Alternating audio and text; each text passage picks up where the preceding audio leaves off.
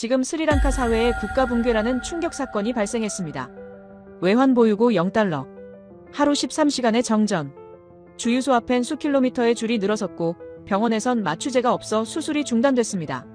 그런데 이 모든 비극이 전쟁 때문도 자연재해 때문도 아니라고 한다면 믿으시겠습니까? 시작은 단 하나의 오만한 선언이었습니다. 한국이 아닌 중국과 손을 잡겠다. 가장 똑똑하다던 엘리트들의 이 선택이 어떻게 한 나라를 지도에서 지워버릴 뻔했는지 그 충격적인 이야기 지금 시작합니다. 어디서 듣고 계신가요? 구독과 좋아요 잊지 마세요. 회의실 문이 열리자마자 박준호가 무거운 서류 뭉치를 테이블 위에 내려놨습니다. 한국 정부가 3개월간 준비한 경제협력 제안서였어요. 표지만 봐도 두께가 5cm는 됐죠. 저는 첫 장을 넘기다 말고 한숨을 쉬었습니다. 안녕하세요. 저는 아룬 페레라입니다. 스리랑카 대통령실 국가경제개발수석보좌관이죠. 런던 정경대에서 금융학 석사를 받았고 월스트리트에서 5년간 일했습니다. 제 책상 위엔 IMF 수석 이코노미스트가 쓴 추천서가 액자에 걸려 있어요. 이 나라에서 경제를 가장 잘 아는 사람은 저였습니다. 박준호는 프로젝터를 켜며 설명을 시작했어요. 섬유공장 설립, 비료생산시설 현대화, 기술자, 교육 프로그램이 나열됐습니다. 하나하나 실행하는 데 필요한 기간이 적혀 있었죠. 18개월, 24개월, 36개월. 저는 손가락으로 테이블을 톡톡 두드렸어요. 시간이 너무 오래 걸렸습니다. 박준호가 펼친 도면엔 공장 배치도와 관계 시설 설계가 빼곡했어요. 파이프 직경, 토양 분석 데이터, 작물 순환 주기까지 세세하게 적혀 있었습니다. 저는 속으로 웃음이 났어요. 이게 2019년에 할 일인가요? 한국은 70년대에 그렇게 했을지 몰라도 세상은 이미 바뀌었습니다. 금융과 물류의 시대예요. 박준호는 농민 교육 프로그램 예산안을 넘겼어요. 연간 500만 달러, 5년 계획이었습니다. 이 돈으로 3만 명의 농민을 교육하면 쌀 생산량이 2배로 늘어난다고 했죠. 저는 계산기를 두드렸어요. 500만 달러로는 현대적인 항구 부두 하나도 못 짓습니다. 박준호는 천천히 고개를 끄덕이며 말했어요. 급하게 가면 무너진다고, 기초가 단단해야 나라가 선다고 했습니다. 기초라니. 얼마나 촌스러운 단어인가요? 저는 박준호를 바라봤습니다. 이 사람은 여전히 20세기에 살고 있었어요. 공장을 짓고 농민을 교육하고 천천히 성장하는 그런 낡은 방식이요. 하지만 스리랑카는 달라야 합니다. 우린 인도양의 싱가포르가 될 수 있어요. 물류허브, 금융센터, 관광명소로요. 저는 박준호를 향해 물었습니다. 지름길이 있는데 왜 돌아가야 하냐고요. 박준호는 잠시 침묵했어요. 그리고는 조용히 대답했습니다. 지름길은 종종 절벽으로 이어진다고요. 저는 코웃음을 쳤어요. 그건 실패자들의 변명이에요. 서방개발은행팀도 비슷했습니다. 투명성 강화, 부패 척결, 재정 건전성 확보가 선행되어야 한다고 했어요. 조건 목록이 A4 용지로 3장이나 됐습니다. 환경 영향평가, 인권 실사, 노동법 준수, 회계 감사, 의회 승인까지요. 저는 속으로 한숨을 쉬었어요.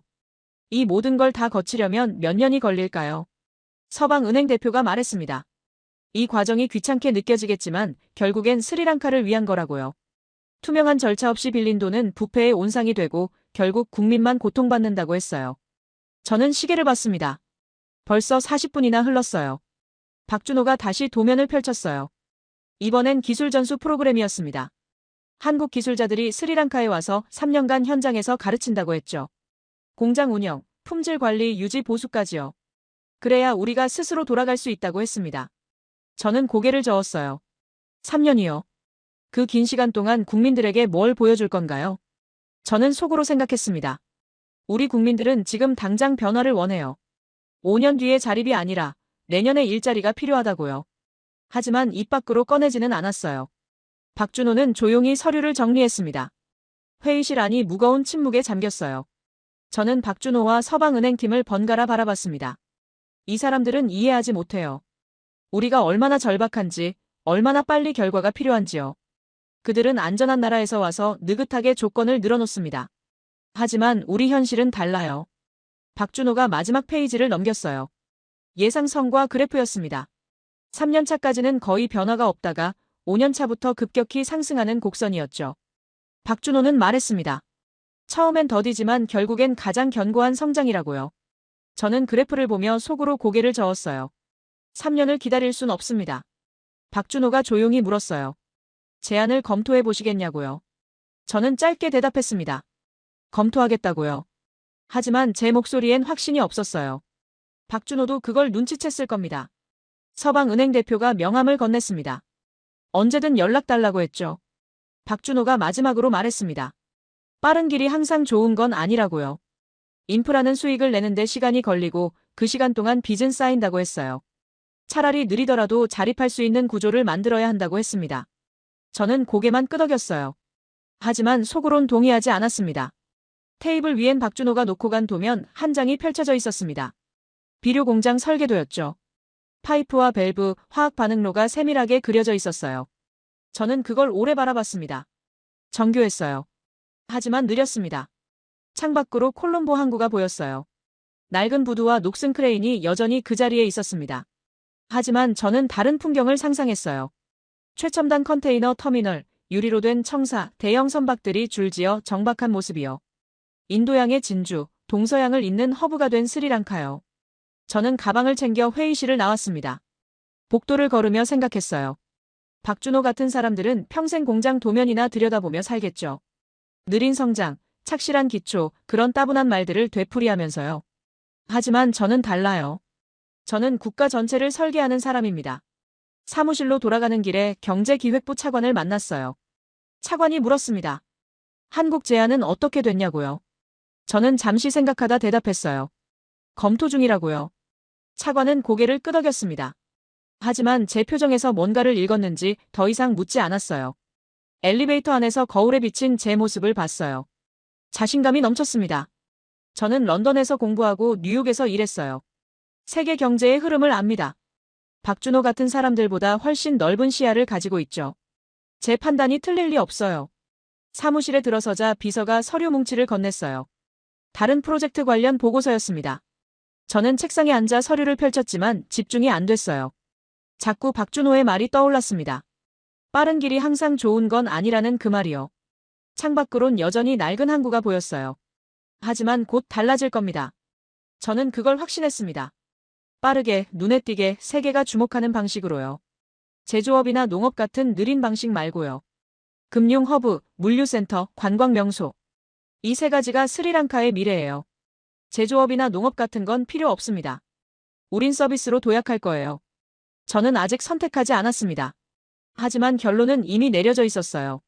사흘이 흘렀습니다. 리웨이가 대통령궁을 방문했을 때 저는 그를 같은 회의실로 안내했어요. 중국 국영 인프라 컨소시엄 실무 총괄이라는 직함을 가진 사람이었고 박준호가 앉았던 바로 그 자리에 앉았습니다. 묘한 대비였죠. 리웨이의 접근 방식은 박준호와 완전히 달랐어요. 무거운 서류 뭉치 대신 얇은 태블릿 하나만 테이블 위에 놓았고 화면이 켜지자 3D 모델링 영상이 흘러나왔습니다. 햄반토타 항구의 미래 모습이었어요. 초대형 컨테이너선들이 줄지어 정박하고 자동화 크레인이 우아하게 움직이고 유리로 된 관제센터가 인도양의 햇빛을 받아 눈부시게 반짝였습니다. 저는 숨을 멈추고 화면을 응시했습니다. 박준호의 도면이 종이 위에 설계도였다면 이건 살아 숨쉬는 비전이었어요. 구체적이고 눈부신 미래가 제 앞에서 펼쳐지고 있었습니다. 리웨이가 조용하지만 확신에 찬 목소리로 말했어요. 15억 달러면 이 모든 게 가능하다고 18개월 안에 착공해서 36개월 안에 완공할 수 있다고요. 계산기를 꺼낼 필요조차 없었습니다. 박준호의 비료 공장 제안이 5년에 걸쳐 겨우 500만 달러였던 반면 리웨이의 제안은 그 규모의 300배였죠. 게다가 속도마저 압도적이었습니다. 저는 리웨이를 똑바로 바라보며 핵심을 물었어요. 조건이 무엇이냐고요? 리웨이의 대답은 놀라울 정도로 간결했습니다. 조건 같은 건 없다고 했어요. 단순한 차관일 뿐이라고 연 6.3% 이자로 빌려주고 20년에 걸쳐 갚으면 그만이라고 했습니다. 투명성 심사도 환경평가도 인권 조건도 요구하지 않는다고 했어요. 의회 승인만 받으면 내일이라도 시작할 수 있다고 했죠. 속으로 웃음이 터져나올 뻔했습니다. 서방은행이 A4 용지 3장에 걸쳐 나열했던 그 끝없는 조건 목록이 떠올랐어요.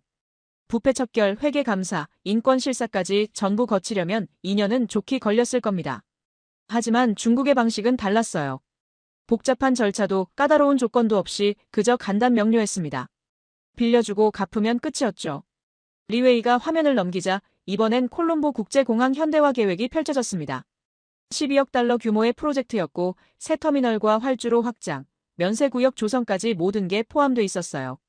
리웨이는 차분하면서도 설득력 있는 목소리로 말했습니다. 항구와 공항이 완성되면 스리랑카는 인도양의 진정한 허브가 될 거라고, 물류와 관광이 폭발적으로 성장할 거라고 했어요. 고개가 저절로 끄덕여졌습니다. 그의 말엔 일리가 있었어요. 지리적으로 스리랑카는 축복받은 위치에 있습니다.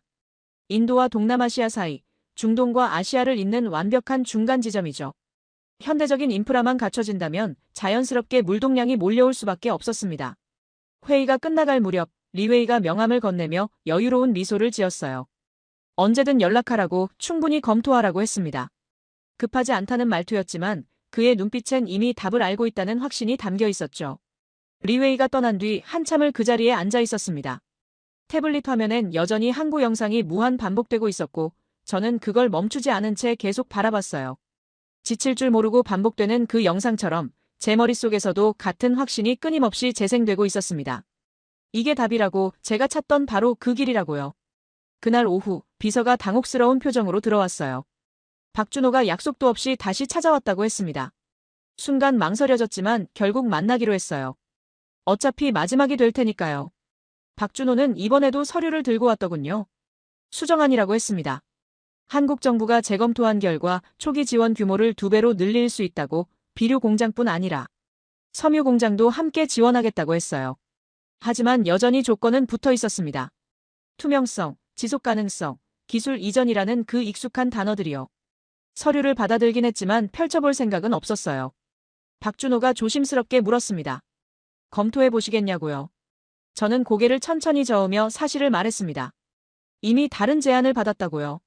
박준호의 얼굴에서 혈색이 사라지는 게 보였어요. 어디서 받았느냐고 물었지만 저는 대답하지 않았습니다. 침묵이 흘렀고 박준호는 깊은 한숨과 함께 조용히 말했어요. 중국이냐고요. 제 침묵이 답이었습니다. 박준호가 테이블 너머로 몸을 기울이며 진지한 표정을 지었어요. 그는 절박한 목소리로 말했습니다. 중국 차관은 겉보기엔 매력적이지만 그 안에 함정이 도사리고 있다고요. 이자율이 결코 낮지 않고 상환 조건이 생각보다 까다로우며 무엇보다 스리랑카가 직접 운영할 능력을 키우지 못한다고 했어요. 결국 화려한 인프라만 덩그러니 남고 감당할 수 없는 빚만 눈덩이처럼 불어날 거라고 했습니다. 저는 그 말을 듣고 참을 수 없었어요. 항구가 완성되기만 하면 물류 수입이 폭발적으로 늘어날 거라고, 연간 최소 5억 달러는 충분히 벌 수 있다고 반박했습니다. 이자 갚고도 넉넉히 남는다고, 숫자가 이미 다 증명하고 있다고 했어요. 하지만 박준호는 여전히 고개를 저으며 그 전망은 너무 낙관적이라고, 현실은 절대 그렇게 흘러가지 않는다고 했습니다. 짜증이 치밀어 올랐어요. 박준호는 도대체 왜 항상 부정적인 말만 늘어놓는 걸까요? 안 된다, 위험하다, 신중해야 한다는 말뿐이었습니다. 저는 날카롭게 물었어요. 그럼 한국 방식으로 하면 대체 언제 결과가 나오냐고요. 박준호는 주저없이, 오히려 너무 솔직하게 대답했습니다. 최소 5년은 걸린다고요. 5년이라니요. 코웃음이 절로 나왔습니다. 그 긴 시간 동안 국민들에게 대체 뭘 보여줄 수 있다는 건가요? 공장 짓는 과정이요? 농민 교육 프로그램이요? 그런 건 뉴스 한 줄도 안 나오는 일들이에요. 국민들은 눈으로 확인할 수 있는 변화를 원합니다. 5년 뒤가 아니라 지금 당장이요. 박준호가 마지막 설득을 시도했습니다. 지금 당장의 화려한 결과가 나중엔 걷잡을 수 없는 재앙이 될 수 있다고, 인프라는 수익을 내기까지 긴 시간이 필요하고 그 사이에 빚은 눈덩이처럼 불어난다고 했어요. 차라리 느리더라도 확실한 길을 가는 게 100배 낫다고 했습니다. 저는 자리에서 일어났습니다. 회의는 끝났다고, 더 이상 할 말이 없다고 선언했어요. 박준호도 천천히 일어서며 테이블 위에 서류를 조심스럽게 내려놓았습니다. 혹시 마음이 바뀌면 언제든 연락하라고, 한국은 항상 도울 준비가 되어 있다고 했어요. 그의 목소리엔 체념과 안타까움이 뒤섞여 있었습니다. 대답 대신 문을 열었습니다. 박준호가 복도로 나갔고 뒤따르던 한국 팀원들도 묵묵히 그의 뒤를 따랐어요. 문이 닫히는 소리가 들렸고 저는 다시 한번 혼자가 됐습니다. 테이블 위엔 2개의 서류가 나란히 놓여 있었어요. 박준호가 남기고 간 수정안과 아침에 리웨이가 이메일로 보낸 계약서 초안이었습니다. 저는 두 서류를 천천히 비교하며 들여다봤어요. 한국 제안은 연간 1,000만 달러씩 5년에 걸쳐 총 5천만 달러를 지원한다는 내용이었고 조건이 빼곡히 적혀 있었으며 시간이 오래 걸린다고 명시돼 있었습니다.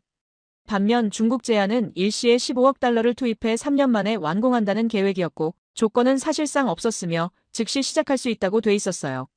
숫자는 거짓말을 하지 않았습니다. 중국 제안이 압도적이었어요. 더 이상 고민할 필요가 없었습니다. 전화기를 들어 리웨이의 번호를 눌렀어요. 리웨이가 전화를 받았고 저는 간결하게 말했습니다. 제안을 받아들이겠다고요. 리웨이의 목소리에 미소가 번지는 게 느껴졌어요. 현명한 결정이라고 내일 아침 계약서를 들고 찾아가겠다고 했습니다. 전화를 끊고 창밖을 바라봤습니다. 해가 서쪽으로 기울고 있었고 콜롬보 항구의 주황빛 석양이 부서지고 있었어요. 저 낡고 녹슨 풍경은 곧 완전히 사라질 겁니다. 완전히 새로운 모습으로 다시 태어날 거예요. 박준호가 남기고 간 서류를 집어들었습니다. 한참을 들여다봤어요.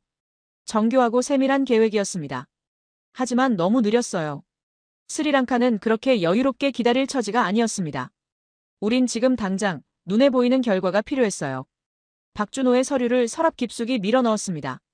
쇳소리를 내며 닫히는 서랍 소리가 마치 과거와의 결별처럼 들렸죠. 의자에 깊숙이 몸을 묻고 눈을 감았습니다. 주사위는 던져졌고 이제 스리랑카의 시간은 중국의 속도로 흐르기 시작할 겁니다. 다음 날 아침 리웨이가 약속대로 찾아왔습니다. 두꺼운 가죽 서류 가방에서 계약서를 꺼냈어요. 제법 두께감이 있는 서류였지만 저는 세세하게 읽지 않았습니다. 주요 조항만 확인했어요. 15억 달러, 연 6.3%, 20년 상환. 모든 게 명확했습니다. 서명란에 펜을 대는 순간 잠깐 망설여졌어요. 박준호의 마지막 경고가 귓가를 스쳤습니다. 하지만 고개를 저었어요. 그리고 천천히 확실하게 서명했습니다. 리웨이도 자기 자리에 서명했어요. 우리는 일어서서 악수했습니다. 리웨이의 손은 따뜻하고 단단했어요. 그는 만족스러운 미소를 지으며 말했습니다. 위대한 여정의 시작이라고, 스리랑카의 새로운 시대가 열린다고요. 저도 고개를 끄덕이며 화답했습니다. 맞아요. 이건 새로운 시대의 문이었습니다. 그날 오후 대통령에게 보고했을 때 대통령은 환한 표정으로 만족을 표했어요. 잘했다고, 이게 진짜 국가 경영이라고 치켜세웠습니다. 가슴이 뿌듯하게 부풀어 올랐어요. 제 판단이 옳았다는 확신이 더욱 견고해졌습니다. 저녁 뉴스 시간이 되자 발표가 나갔습니다. 중국과의 전략적 파트너십 체결, 15억 달러 규모 항구 개발 프로젝트 착수라는 헤드라인이었어요. 기자들은 들뜬 목소리로 보도했고 경제 전문가들이 스튜디오에 나와 긍정적인 전망을 쏟아냈습니다. 스리랑카 증시가 급등했다는 속보도 띄워졌어요. 집에 돌아와 거울을 마주했습니다. 반사된 제 얼굴엔 자신감과 성취감이 넘쳐 흘렀어요. 해냈습니다. 나라의 미래를 바꿀 결정을 내렸어요. 박준호 같은 사람들은 결코 이해하지 못하겠지만 역사는 언제나 승자의 편에서 쓰입니다. 침대에 누웠지만 잠은 쉽게 오지 않았어요. 흥분 때문이었습니다. 머릿속으론 계속해서 항구 영상이 재생됐어요. 36개월만 지나면 완성됩니다. 그때가 되면 모두가 알게 될 거예요. 제 선택이 얼마나 현명했는지, 제 비전이 얼마나 정확했는지를요. 박준호의 얼굴이 어둠 속에서 잠깐 떠올랐습니다. 하지만 곧 지워버렸어요. 그는 과거의 사람이에요. 반면 저는 미래를 향해 달려가고 있습니다. 빠르고 확실하고 눈부신 미래로요. 36개월이 흘렀습니다. 헨반토타 항구 완공식이 열린 날이었어요. 대통령과 강요들이 단상에 올랐고 중국 대사와 리웨이가 그 옆에서 미소를 지었습니다. 저는 대통령 바로 뒤에 서서 이 모든 광경을 바라보고 있었어요. 인도양의 푸른 바다를 배경으로 거대한 컨테이너 크레인들이 병사처럼 줄지어 서 있었고 새로 건설된 부두는 햇빛을 받아 눈이 부시도록 하얗게 빛났습니다. 대통령이 붉은 리본을 자르는 순간 하늘 높이 폭죽이 터졌어요.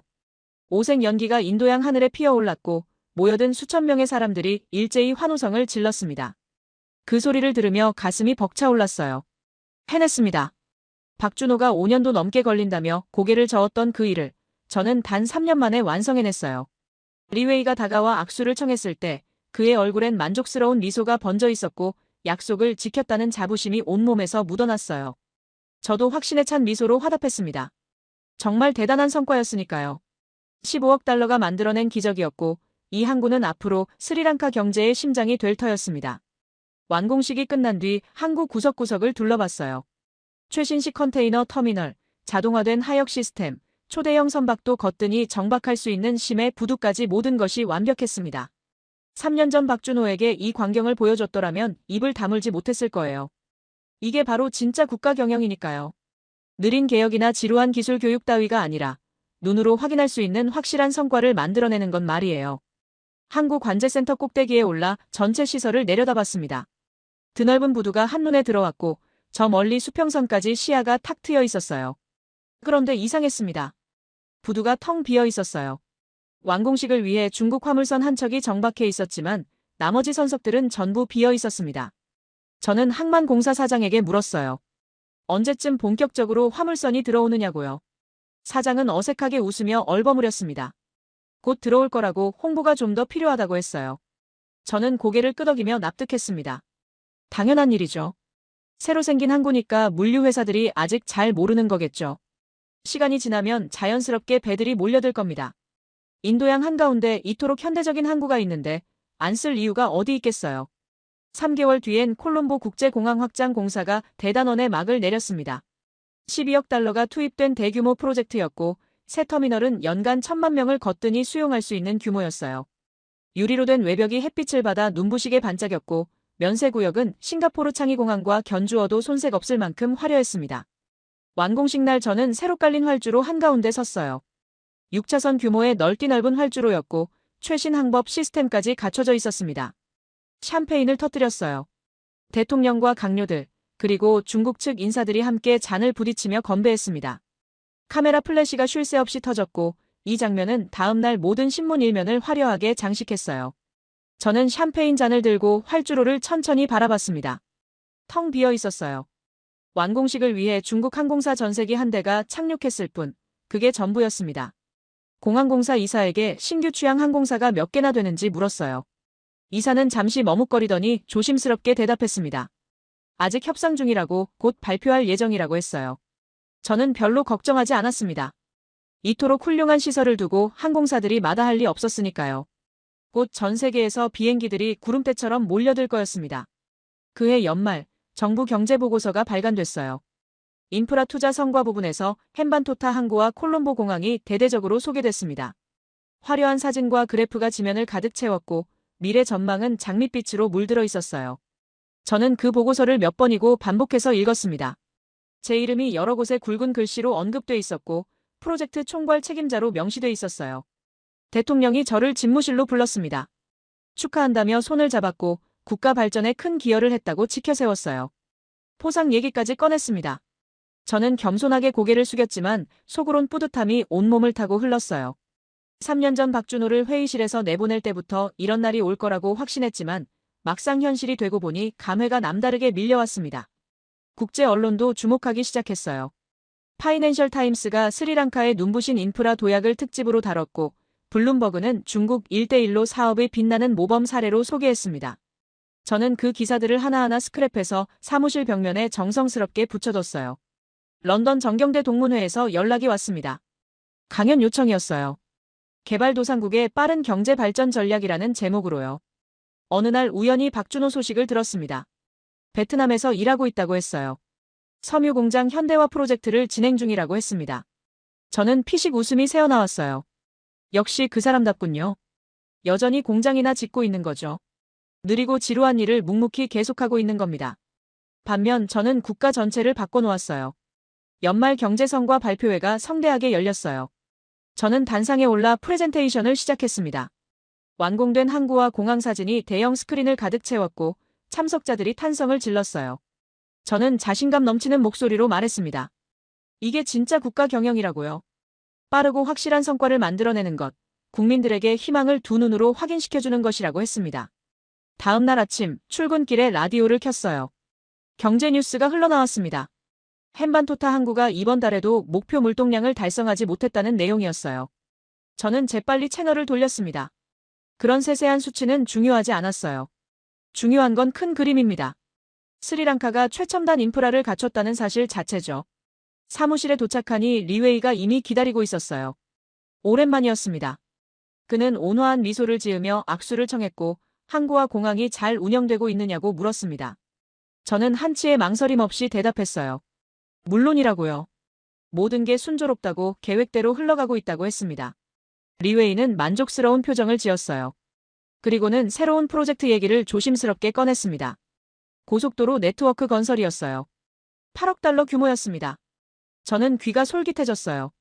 항구와 공항에 이어 고속도로까지 완성되면 스리랑카는 정말로 완벽해질 겁니다. 리웨이는 차분하게 설명했습니다. 인프라는 네트워크라고 항구와 공항만으론 충분하지 않다고 했습니다. 고속도로로 연결해야 비로소 진짜 효과가 난다고 했어요. 맞는 말이었어요. 저는 천천히 고개를 끄덕였습니다. 검토하겠다고, 긍정적으로 검토하겠다고 말했어요.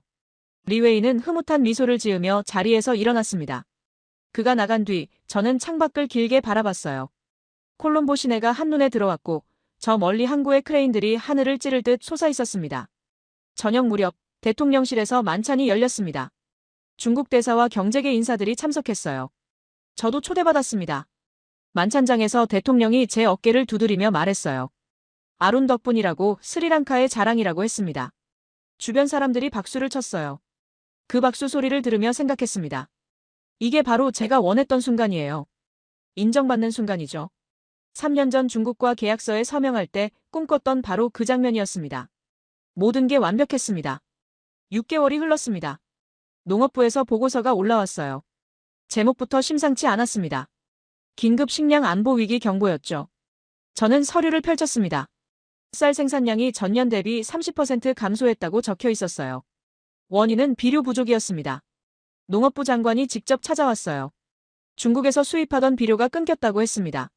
스리랑카가 외환 부족으로 대금 지불을 미루자 중국 측이 수출을 중단했다는 거였어요. 장관은 초조한 표정으로 말했습니다.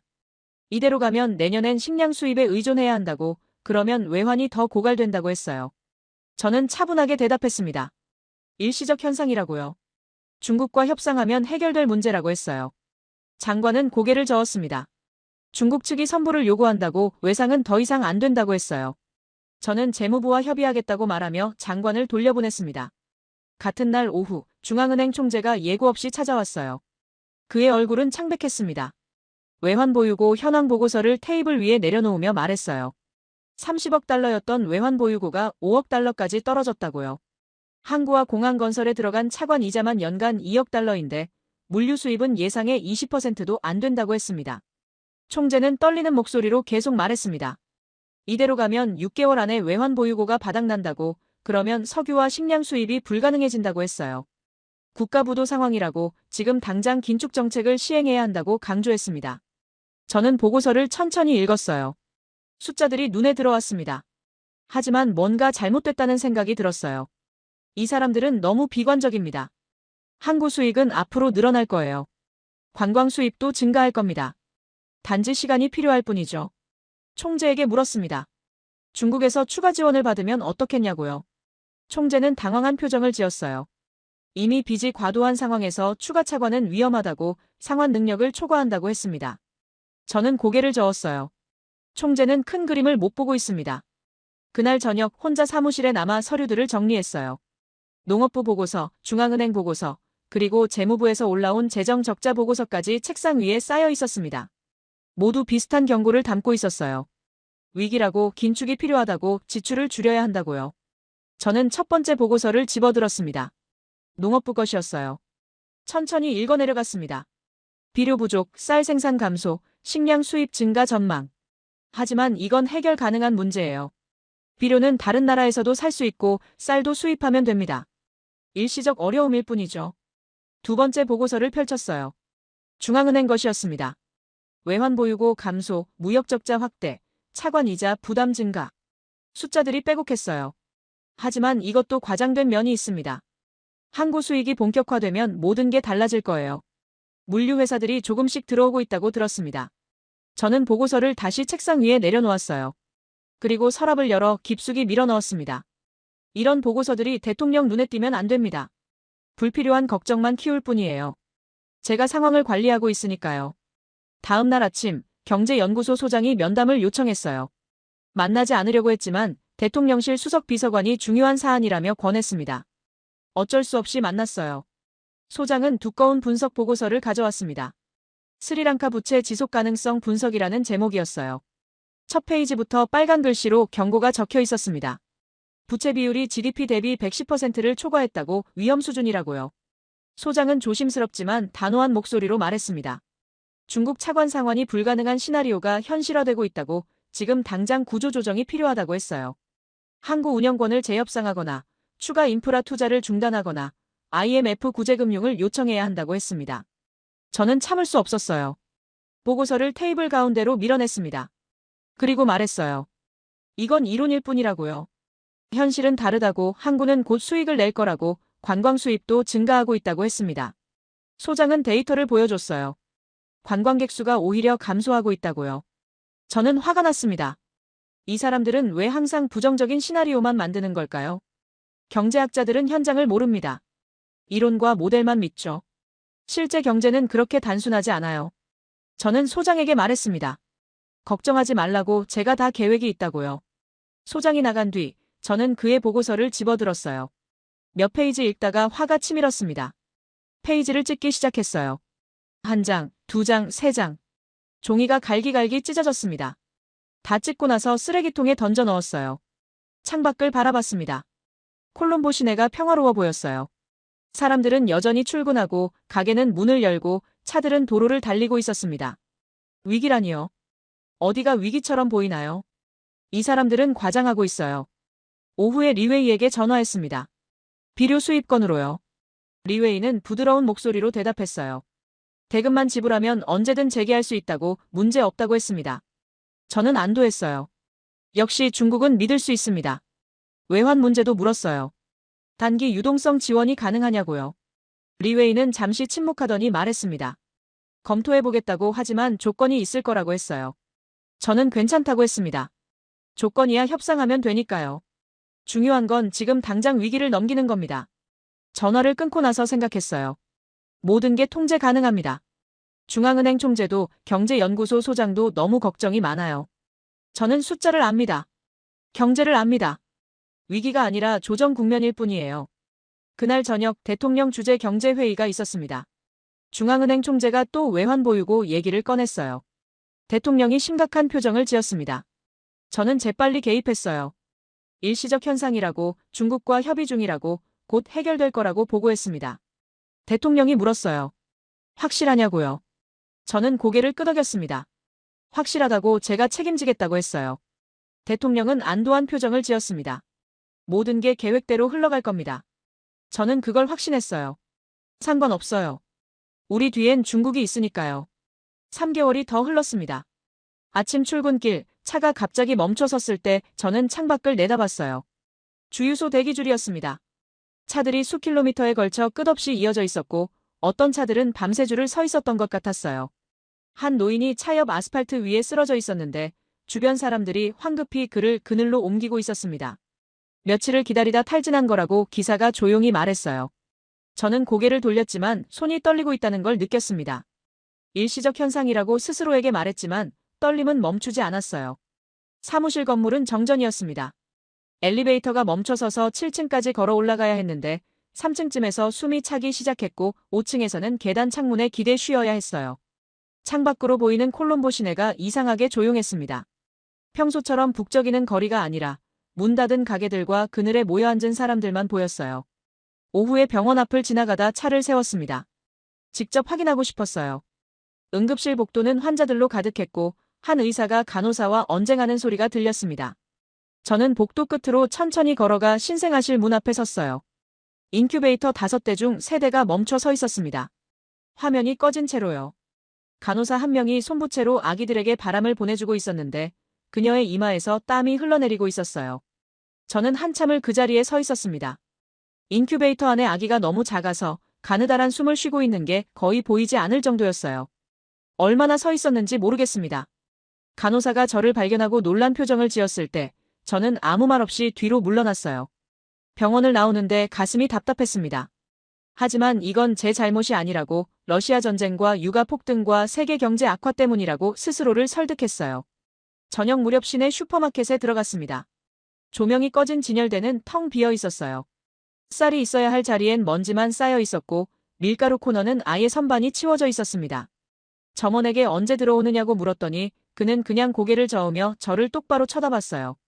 그의 눈빛이 차가웠습니다. 아무 말도 하지 않았지만 모든 걸 말하고 있는 것 같았어요. 슈퍼마켓 밖으로 나오니 한 여성이 텅 빈 장바구니를 들고 서 있었습니다. 갓난아기를 가슴에 안고 있었는데 아기가 울고 있었어요. 여성은 울먹이며 분유를 구할 수 없다고 10군데 약국을 돌았지만 전부 품절이라고 말했습니다. 저는 할 말을 찾지 못하고 그냥 돌아섰어요. 뒤에서 아기 우는 소리가 계속 들렸습니다. 차를 주차해두고 거리를 걸었습니다. 직접 걷고 싶었어요.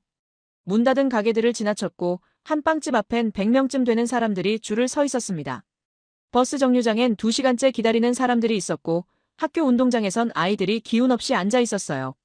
도로 한가운데선 타이어가 불타고 있었고 경찰이 설득하고 있었지만 효과가 없었습니다. 저는 그냥 계속 걸었습니다. 어디로 가는지도 모른 채로요.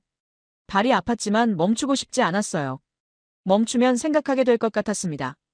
해가 지면서 거리에 어둠이 내렸습니다. 정전이라 불이 켜지지 않았고 사람들은 촛불을 켰어요.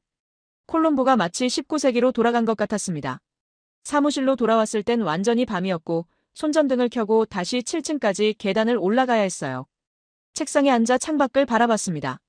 칠흑 같은 어둠 속에서 가끔씩 발전기 불빛이 깜빡였는데 마치 별들이 하늘에서 땅으로 떨어진 것 같았어요. 오늘 본 얼굴들이 떠올랐습니다.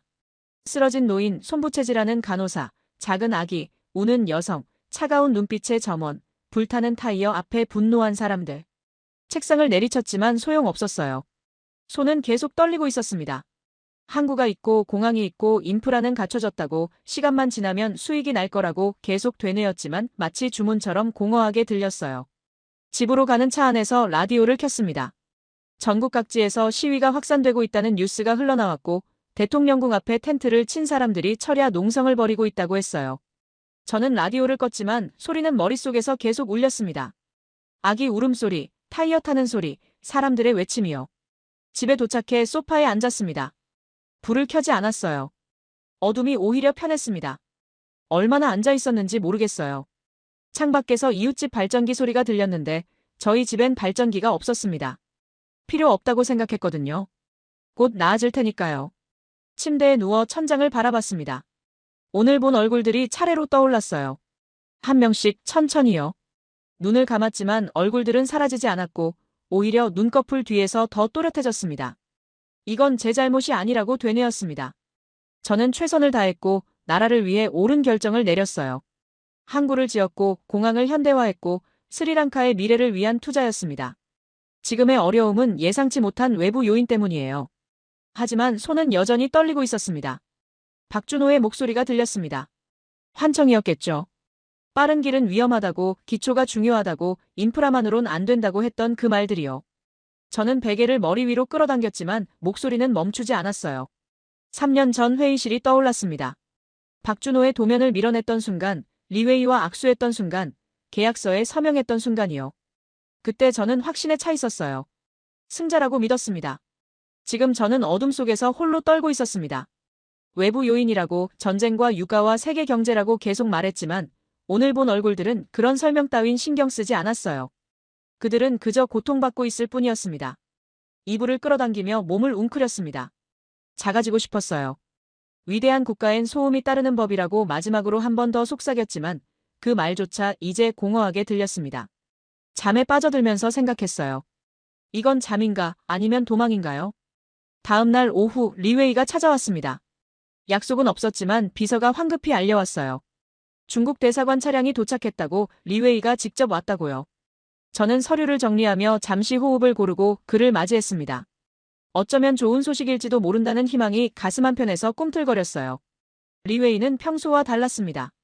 온화했던 미소가 사라졌고 표정이 중립적이었어요. 그는 악수 대신 간단히 고개만 숙이고 의자에 앉았습니다.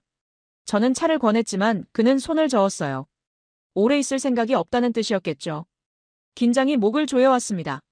저는 먼저 말을 꺼냈어요. 단기 유동성 지원이 필요하다고 석유 수입 대금만이라도 긴급 지원해주면 상황을 안정시킬 수 있다고 말했습니다. 리웨이는 조용히 듣고 있었지만 그의 눈빛은 차갑게 식어 있었어요. 제 말이 끝나자 리웨이가 천천히 가방에서 서류철을 꺼냈습니다. 두꺼운 파일이었어요. 그는 그걸 테이블 위에 놓으며 말했습니다. 스리랑카가 지난 분기 차관이자 지불을 연체했다고 원금 상환은커녕 이자조차 제때 못 갚고 있다고 했어요. 중국 정부가 매우 우려하고 있다는 말도 덧붙였습니다. 저는 변명을 늘어놓았어요. 일시적 외환 부족일 뿐이라고 항구 수익이 본격화되면 곧 정상화될 거라고 조금만 더 시간을 달라고 했습니다. 리웨이는 고개를 천천히 저었어요.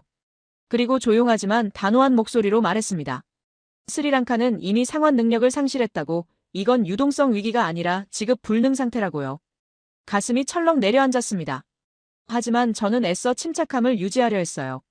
그럼 추가 지원을 고려해달라고, 우리는 전략적 파트너가 아니냐고 물었습니다.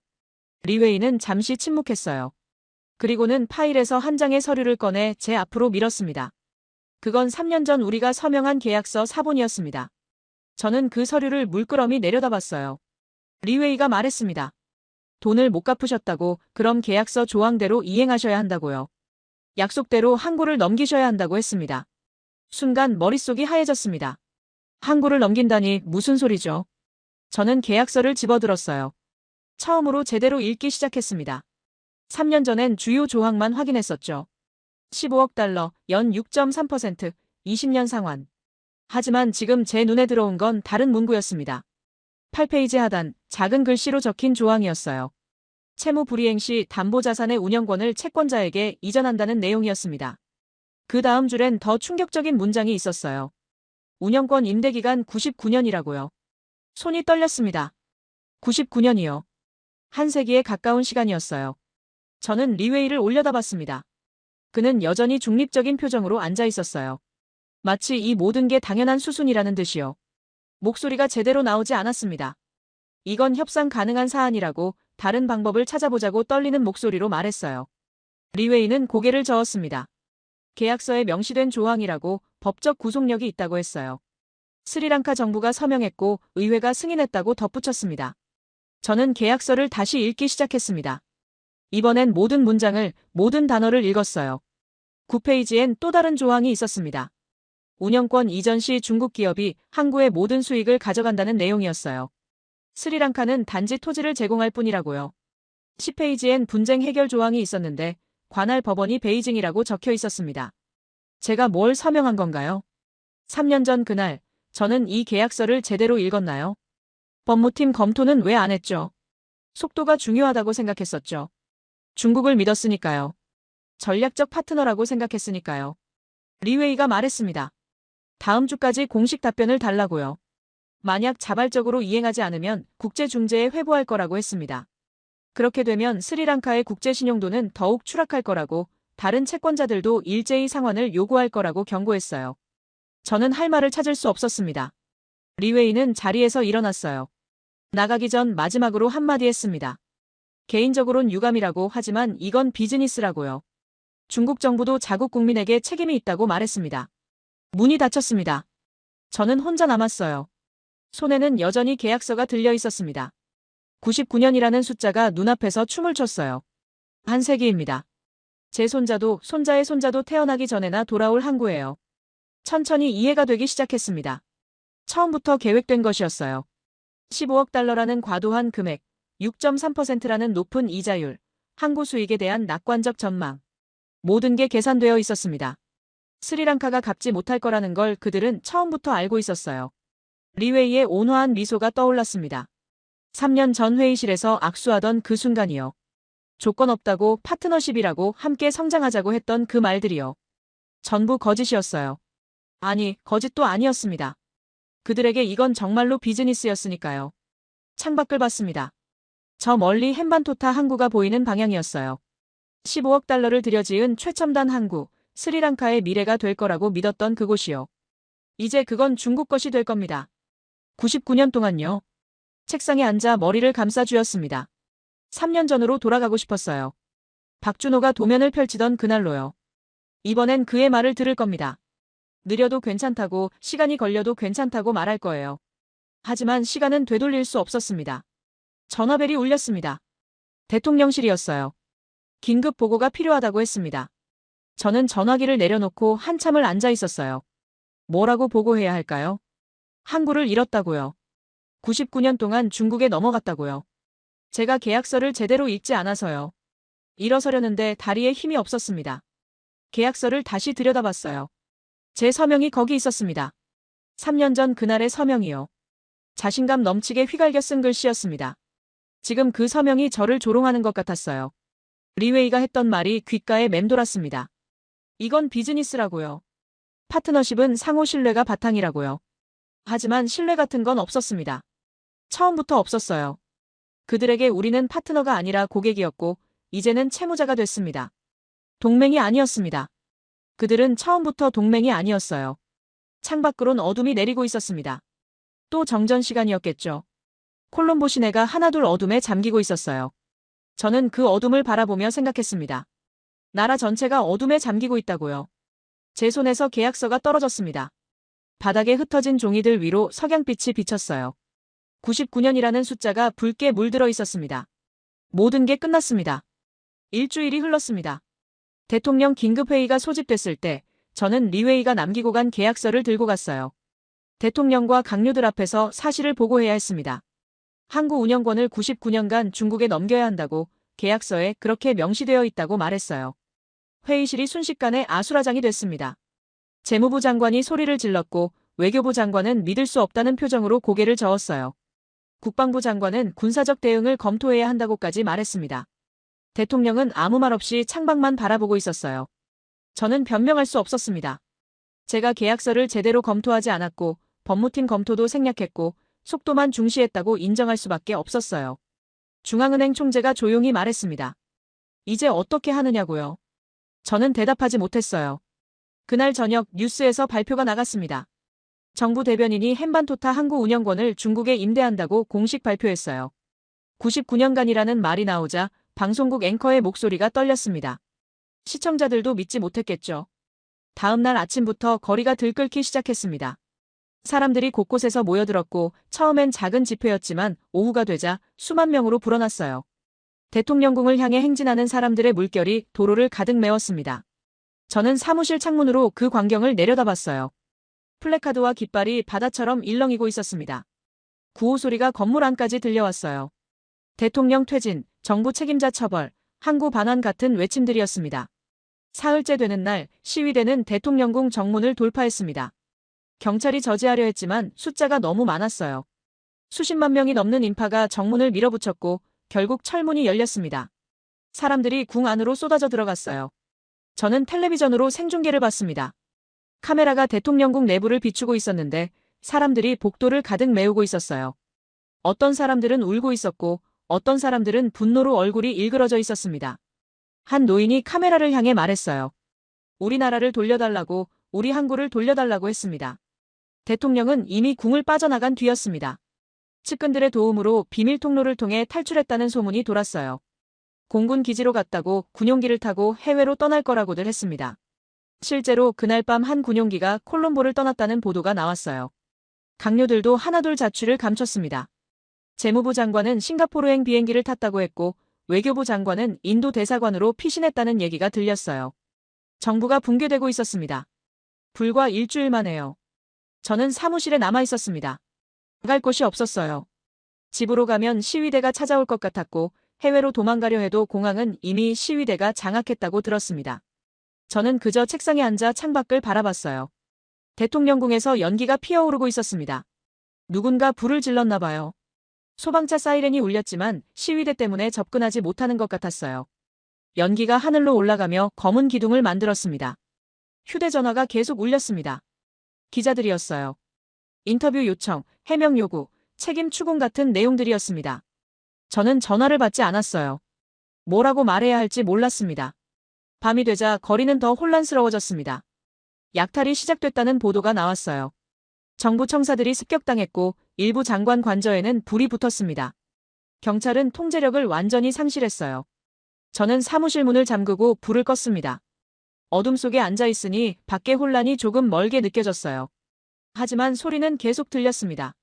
사이렌, 고함, 유리 깨지는 소리, 폭발음까지요. 3년 전이 떠올랐습니다. 항구 완공식 날 샴페인을 터뜨리던 그날이요. 대통령과 강요들이 웃고 있었고 중국 대사가 축사를 했고 저는 단상 위에서 자랑스러워했어요. 이제 그 항구는 중국 것입니다. 그리고 그 정부는 무너졌어요. 창밖으로 대통령궁이 보였습니다. 어둠 속에서도 윤곽이 보였어요. 하지만 뭔가 달랐습니다. 궁에 불이 꺼져 있었어요. 항상 환하게 빛나던 조명이 전부 꺼진 채였습니다. 텅 빈 것처럼 보였어요. 휴대전화 화면을 켰습니다. 뉴스 속보가 계속 떴어요. 대통령이 몰디브에 도착했다는 보도, 임시정부 구성 논의, 군부 개입 가능성 같은 기사들이었습니다. 저는 화면을 끄고 전화기를 책상 위에 뒤집어 놓았어요. 며칠 뒤 군부가 개입했습니다. 계엄령이 선포됐고 통행 금지가 시작됐어요. 군인들이 거리를 장악했고 시위대는 강제로 해산됐습니다. 하지만 사람들의 분노는 가라앉지 않았어요. 새 임시정부가 구성됐다는 발표가 나왔습니다. 군 총사령관이 수반을 맡았고 테크노크라트들로 내각을 꾸렸어요. 그들의 첫 번째 발표는 중국과의 재협상이었습니다. 하지만 중국 측은 계약은 유효하다고 법적 구속력이 있다고 답변했어요. 저는 사무실을 나왔습니다. 계단을 내려가는데 다리가 후들거렸어요. 7층에서 1층까지 내려오는데 평소보다 2배는 걸린 것 같았습니다. 로비로 나오자 군인 2명이 서 있었어요.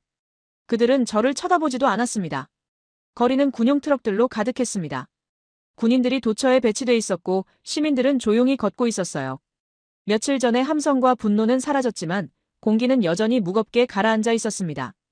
대통령궁 앞을 지나갔습니다. 철조망이 둘러쳐져 있었고 군인들이 지키고 있었어요. 궁의 일부는 불에 탔는지 검게 그을려 있었습니다. 정문은 부서진 채로 방치돼 있었어요. 한 노파가 철조망 앞에 서서 궁을 바라보고 있었습니다. 저는 그 옆을 지나쳤어요. 노파가 중얼거리는 소리가 들렸습니다. 끝났다고, 모든 게 끝났다고요. 저는 걸음을 멈추지 않았습니다. 계속 걸었어요. 어디로 가는지도 모른 채로요. 그저 멈추고 싶지 않았습니다. 멈추면 무너질 것 같았어요. 해가 지고 있었습니다. 통행금지 시간이 다가오고 있었어요.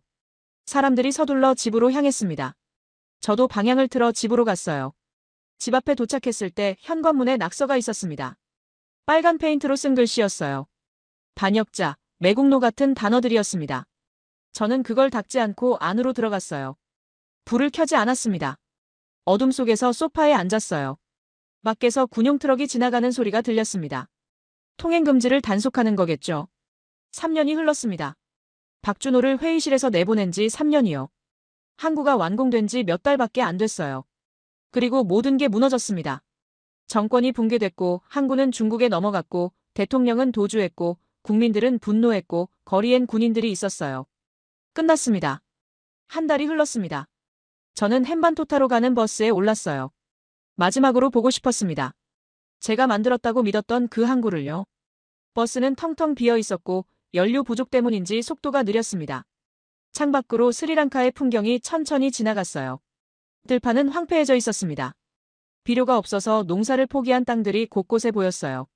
마을을 지날 때마다 문 닫은 가게들이 눈에 띄었고 사람들은 그늘에 모여 앉아 무언가를 기다리는 것처럼 보였습니다. 학교 운동장엔 아이들이 없었어요. 버스 안 사람들은 말이 없었습니다. 모두 지쳐 보였어요. 한 노인이 창밖을 바라보며 한숨을 쉬었고 젊은 여성은 아기를 안고 졸고 있었습니다. 3년 전만 해도 이 길은 희망으로 가득했었는데 지금은 침묵만 흐르고 있었어요. 헨반토타에 도착했을 때 해가 중천에 떠 있었습니다. 저는 버스에서 내려 항구 쪽으로 걸어갔어요. 예전엔 택시를 탔었는데 지금은 돈을 아껴야 했습니다. 새 임시정부가 제 자산을 동결했거든요. 항구가 보이기 시작했습니다. 멀리서도 거대한 크레인들이 하늘을 찌르고 있었어요.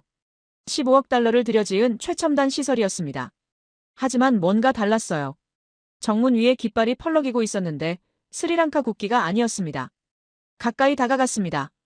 붉은 바탕에 노란 별 5개가 그려진 깃발이었어요. 중국 국기였습니다. 바람에 펄럭이며 햇빛을 받아 선명하게 빛나고 있었습니다. 저는 그 앞에 멈춰 섰어요. 정문엔 중국어로 된 간판이 새로 달려 있었습니다. 한자 아래 작은 영어로 차이너 머천츠 포트라고 적혀 있었어요. 경비원들도 중국인이었습니다. 그들은 제게 무엇을 원하느냐고 물었고 저는 그냥 보고 싶다고 대답했어요. 경비원은 고개를 저으며 허가 없이는 들어갈 수 없다고 했습니다. 저는 울타리 밖에 섰습니다. 철조망 너머로 항구를 바라봤어요. 부두엔 중국 화물선이 정박해 있었고 중국 국기를 단 트럭들이 오가고 있었습니다. 컨테이너엔 한자가 가득 적혀 있었어요. 작업자들도 중국어로 대화하고 있었습니다. 더 이상 스리랑카의 항구가 아니었습니다. 스리랑카 땅 위에 서 있지만 스리랑카 것이 아니었어요. 99년 동안은요. 한 세기 가까운 시간 동안 이곳은 중국 것입니다. 3년 전 완공식이 떠올랐습니다. 대통령이 리본을 자르고 폭죽이 터지고 사람들이 환호했던 그날이요. 저는 단상에 서서 자랑스러워했었어요. 이게 진짜 국가 경영이라고 빠르고 확실한 성과라고 믿었습니다. 박준호의 얼굴이 떠올랐습니다. 회의실에서 도면을 펼치며 설명하던 그 모습이요. 느리지만 확실한 방법이라고, 기초가 중요하다고, 시간이 필요하다고 했던 그 말들이요. 저는 그를 조롱했었어요. 촌스럽다고, 가난한 나라 방식이라고 비웃었습니다. 지금 생각하면 그가 옳았습니다. 비료 공장을 현대화하고 농민을 교육하고 기술을 전수받는 느린 길이 정답이었어요. 5년이 걸리더라도 그게 우리 것이었을 겁니다. 하지만 저는 빠른 길을 택했고 그 결과 모든 걸 잃었습니다. 철조망을 붙잡았습니다. 차가운 쇠가 손바닥에 닿았어요. 항구를 계속 바라봤습니다. 저 시설들, 저 크레인들, 저 부두들이 전부 제 결정으로 만들어진 거예요. 하지만 이제 제 것이 아닙니다. 한 중국인 관리자가 지나가다 저를 봤습니다. 잠시 멈춰서서 저를 쳐다보더니 고개를 끄덕이고 지나갔어요. 동정인지 조롱인지 알 수 없었습니다. 어쩌면 그냥 무관심이었을지도 몰라요.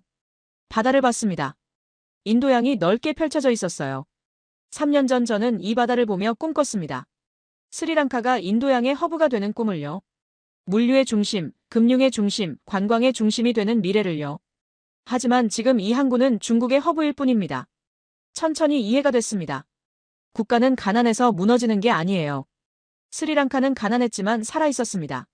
사람들은 힘들어도 희망을 가지고 있었어요. 무너진 건 제 오만함 때문이었습니다. 저는 똑똑하다고 믿었어요. 런던에서 공부했고 뉴욕에서 일했고 숫자를 알고 경제를 안다고 생각했습니다. 박준호 같은 사람들보다 훨씬 위에 있다고 확신했어요.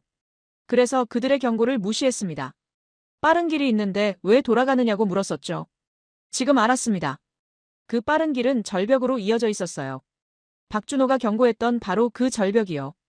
저는 그 경고를 듣지 않았고 결국 절벽 아래로 떨어졌습니다. 나라 전체를 끌고요. 오만한 선택이 나라를 팔았습니다. 제 오만함이 이 항구를 팔았고 국민들의 미래를 팔았고 스리랑카의 주권을 팔았어요. 99년간이나요. 해가 기울고 있었습니다. 항구에 석양빛이 비쳤어요. 중국 국기가 붉게 물들어 더욱 선명하게 보였습니다. 저는 한참을 그 자리에 서 있었어요. 돌아서려는데 한 스리랑카 노동자가 항구 밖으로 나오고 있었습니다. 그는 저를 보더니 잠시 멈칫했어요. 저를 알아본 것 같았습니다. 하지만 아무 말도 하지 않고 지나갔어요. 그의 눈빛엔 비난도 분노도 없었습니다. 그저 텅 빈 눈빛이었어요. 저는 천천히 걸어 나왔습니다. 항구에서 멀어질수록 중국 국기가 작아졌어요. 하지만 계속 보였습니다. 뒤돌아볼 때마다 여전히 펄럭이고 있었어요. 버스 정류장으로 가는 길, 작은 식당 앞을 지나쳤습니다. 안에 사람들이 앉아 뉴스를 보고 있었어요. 화면엔 새 임시정부 수반이 나와 국민들에게 인내를 호소하고 있었습니다. 상황이 곧 나아질 거라고 희망을 잃지 말라고 했어요. 하지만 사람들의 표정은 어두웠습니다. 희망 같은 건 이미 오래전에 사라진 것 같았어요. 저도 그 희망을 죽인 사람 중 하나였습니다. 버스를 기다리며 생각했습니다. 만약 다시 돌아갈 수 있다면, 3년 전 그 회의실로 돌아갈 수 있다면 저는 어떻게 할까요? 박준호의 말을 들을까요? 그의 도면을 진지하게 검토할까요? 느린 길을 받아들일까요? 아마도 그랬을 겁니다. 하지만 시간은 되돌릴 수 없었어요. 제가 내린 선택들, 제가 서명한 계약서, 제가 무시한 경고들은 모두 현실이 되어버렸습니다. 되돌릴 수 없는 현실이요. 버스가 왔습니다. 저는 올라타 창가 자리에 앉았어요. 버스가 출발하면서 항구가 점점 멀어졌습니다. 하지만 중국 국기는 여전히 보였어요. 저 멀리서도 붉은색이 선명했습니다. 콜롬보로 돌아가는 길 내내 창밖을 바라봤습니다. 황폐한 들판, 문 닫은 가게, 텅 빈 거리들이 지나갔어요. 이 모든 풍경이 제 선택의 결과였습니다. 해가 완전히 지고 어둠이 내렸습니다. 버스 안은 어두웠고 정전이라 가로등도 켜지지 않았어요. 칠흑 같은 어둠 속을 버스가 천천히 나아갔습니다. 저는 눈을 감았습니다. 어둠 속에서 떠올랐어요. 박준호의 얼굴, 리웨이의 미소, 계약서의 99년, 중국 국기, 텅 빈 슈퍼마켓, 우는 아기, 멈춰 선 인큐베이터, 불타는 대통령궁. 모든 게 연결되어 있었습니다. 하나의 오만한 선택에서 시작된 긴 추락이었어요. 버스가 콜롬보에 도착했을 때 자정이 넘어 있었습니다. 저는 내려서 집으로 걸어갔어요. 거리는 통행금지로 텅 비어 있었고 군인들만 순찰하고 있었습니다. 집 앞에 도착했습니다. 현관문의 낙서는 여전했어요. 저는 그걸 보며 생각했습니다. 맞는 말이라고요. 저는 반역자였고 매국노였습니다. 의도하진 않았지만 결과적으로 그랬어요. 안으로 들어가 불을 켰습니다. 방은 텅 비어 있었어요. 가구들은 그대로지만 뭔가 공허했습니다. 저도 텅 비어 있는 것 같았어요. 창문으로 밖을 봤습니다. 어둠 속에서 콜롬보가 잠들어 있었어요. 아니, 잠든 게 아니라 기절해 있는 것 같았습니다. 국가는 가난해서 무너지지 않습니다. 오만한 선택이 나라를 팝니다. 저는 그걸 이제야 알았습니다. 너무 늦게요.